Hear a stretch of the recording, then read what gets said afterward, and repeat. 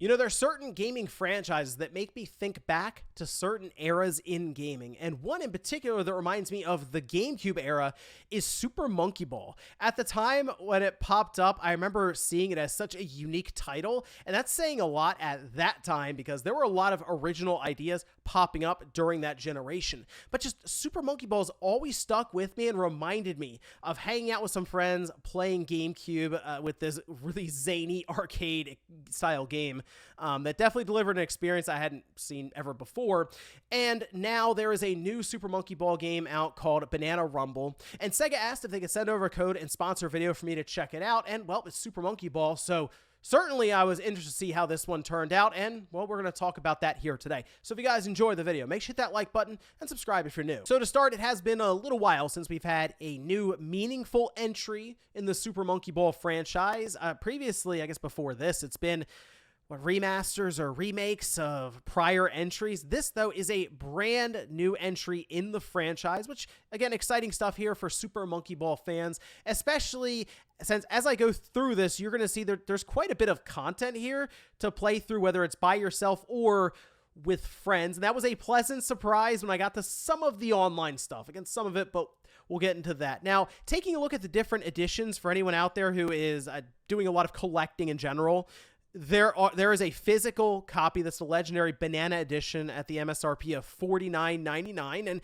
actually comes with an adventure book and some other extra little bits with reversible cover art, so that is pretty cool to have for the collection. They also have a digital deluxe edition if you're mostly just buying digital. That does also come with the Sega Pass, and so what it looks like they're doing is they're just adding additional content, whether it's characters or different customized items, through way of this pass, or you can buy individual character packs down the road, $4.99 each. And they're certainly getting creative with this one. I saw they're bringing Crazy Taxi in, for example, but I mean, it's Super Monkey Ball. It's not taking itself seriously. It's supposed to be kind of like a party atmosphere, so why not have some fun crossovers within Sega? But Super Monkey Ball Banana Rumble, as you can see here, is available for the Switch, and it's out now. The story is nothing deep, and I guess it really doesn't have to be. Again, I didn't really go into Super Monkey Ball expecting a narrative experience that was going to blow me away. In this instance, you have I and all his friends going away to this tropical island, and you're searching for the legendary banana. Okay, so in order to do that, you find a bunch of different relics, and it basically is there just to keep you going through these different boards. So what happens is, in order to progress the story mode, you have something called adventure mode. And this, according to Sega, has 200 new stages. And I say that because I'm still playing through it, and it does seem like I'm going from stage to stage to stage very quickly. And then I look back, and it's like, oh, you just completed 10 stages or something in no time. So, yeah, it does appear that they are going to be racking up the number of stages here pretty quickly. And as they mentioned here, 200 new ones to go through across a bunch of different worlds. And as you go through each world, there are different themes to them. And while I originally started out here, it was pretty simple in sort of the path you'd have to go to get to the goal.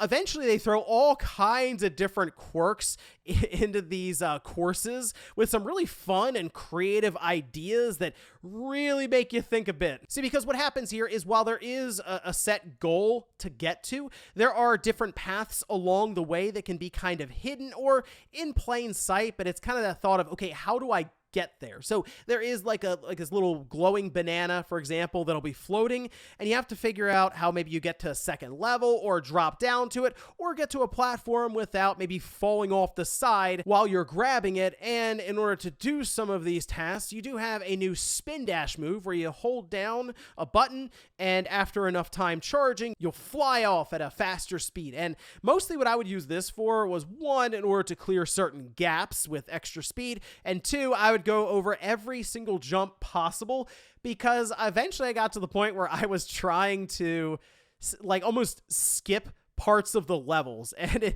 anytime a level would show up and I was way up high and the goal was way at the bottom, maybe I had to go through like this big corkscrew spiral, I kept trying to figure out a way to jump off the side and land on the goal. And eventually I would get there, it would just take like 15 tries. The nice thing here, though, is from maybe a fall off that you have to then restarting, it's only a couple seconds, so you don't have to go through any long load times or anything. So in order to do trial and error, maybe to learn, it is actually very accommodating for that. The game also looks super smooth in motion, running at a consistent 60 frames per second, which to me, for a game like this, is almost required. Having that nice, precise movement definitely helps out here, and if we were seeing some really choppy frame rates, it'd be really difficult to play. If you've never played Super Monkey Ball before, it is kind of an interesting game to control, because what you'll realize as you play it, you're not controlling the ball, you're controlling the world around the ball. And it kind of takes a minute for your mind to kind of line up with that, but that's sort of how you manipulate your character and the ball around that area, is by tilting the world at any given time. So in this case, you also have gyro controls that'll work for your Pro Controller, or technically for the Switch itself when you're holding it in handheld mode. And some people, that might line up a bit better with maybe their brain for something like this. I found the analog stick was perfectly fine, but also I, again, played this way back in the day on the GameCube, and even still after that somewhat recently, so it was already kind of second nature for me to line up the analog stick with sort of the tilting world function. That said, if maybe you're someone new to the franchise, or if it's for a younger gamer, they do have a bunch of assist features, and I noticed that if you keep failing, like I may have been when I was jumping off the side over and over again trying to land on a goal way down at the bottom, it will prompt this and ask if you would like to turn on these assist features. Now, they will have it so you can't necessarily benefit from all the rewards from that level, but it will allow you to get through and experience the entirety of adventure mode. So some of these assist features include rewind, which, yeah, very useful since you might fall off randomly on a tricky part of the level. You can just kind of jump backwards in time a few seconds to fix it. There's also a ghost guide option, route guide that'll kind of point you in the direction if you're not really sure where you're supposed to be going. And then you also have the choice to restart at a checkpoint that will signal as you get through that level when maybe you fall off. That way you don't have to go all the way back to the beginning. Also, I did have a chance to check out Sonic, and I was pleasantly surprised with, I mean, sure, the character models, it's fun to have Sonic in this little ball running around. His stats kind of mirror what you'd expect from Sonic, where he's very fast, but also it changed all of the bananas to rings, so it does seem like they have these fun little touches to go along with these different characters that they'll be adding in. Now, something that I find very, very fun with adventure mode is you can have up to 4-player local or online co-op, so you can actually play through the adventure completely with friends, and they don't have to be around you. And while I know it is a lot of fun to have people in couch co-op, I also understand that that's not necessarily feasible for many people now. And so what you do is you go online, you set up a room, people can then join in, and you just go and play through all these levels one after the other, and it just works through your own story mode here with adventure. And it's really cool. As you get through, you'll have different cutscenes that play out that show off the different characters and the series of events. As I mentioned, there's not any major twist necessarily. It's not going to be a drastic narrative experience that's gonna keep you guessing and thinking back on this for years to come, but it is a lot of fun to see the different characters interact here as you go from place to place to place. You also do have different battle modes, so this is outside of adventure mode, where you can compete with people locally or online. In fact, online, you can have up to 16 players in things like Race or Banana Hunt. They have Baboom, Goal Rush, Robot Smash. I will say, as I was checking some of these out, it was pretty chaotic, and the Switch, it was doing its best, but it was definitely dropping frames depending on what was happening on screen with all of the madness. And then you also have to hope that of these 16 people, everyone has a stable, just a good connection. Otherwise, you're going to have some lag and situations that arise there. But there's certainly a lot of variety here when it comes to just competing against other people. I think my favorite one was probably Baboom, and it was just fun throwing the bomb back and forth to try to blow everyone up. They also have rewards tied to the online play, essentially as a way to keep you signing in, because naturally it's important to keep the online population flowing for a game like this, especially when it's up to 16 players in a room.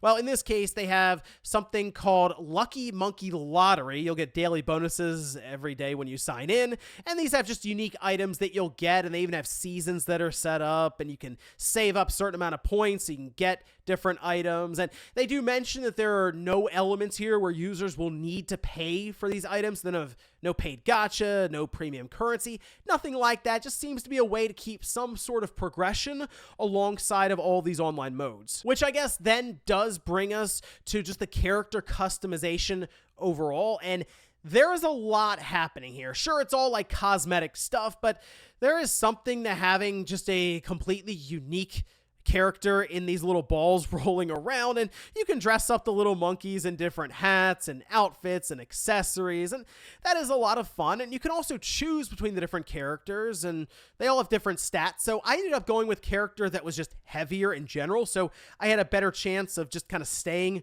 on a track at any given time when I was swiveling the world around the ball. And also there were times where there were like these obstacles or different like metallic balls on the track, and I would have to knock them off. So this particular character was very, very good at that. Looking at this, when it comes to the single player content, it's almost a no-brainer, especially if you're a Super Monkey Ball fan.